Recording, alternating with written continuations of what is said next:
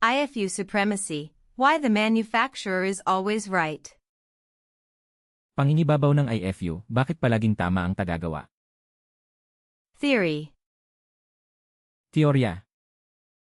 The manual dictates that the manufacturer's instructions for use must be followed exactly for every device, chemical, and sterilizer without exception.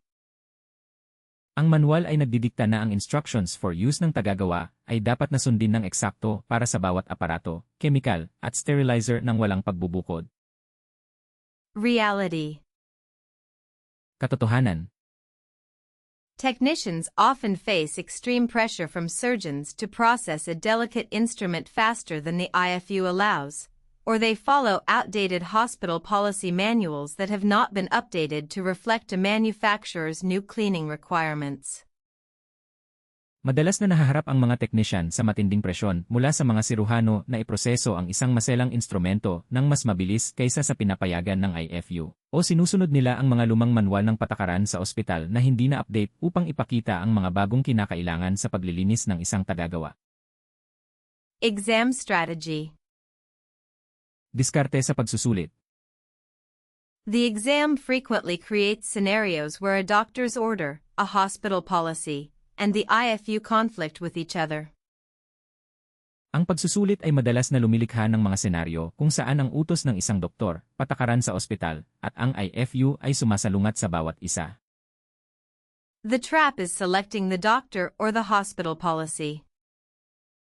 Ang bitag ay ang pagpili sa doktor o sa patakaran sa ospital.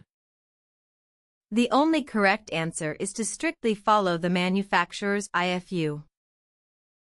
Ang tanging tamang sagot ay ang mahigpit na pagsunod sa IFU ng tagagawa. Core logic. Pangunahing lohika. The IFU is the specific scientific protocol validated by the FDA administration.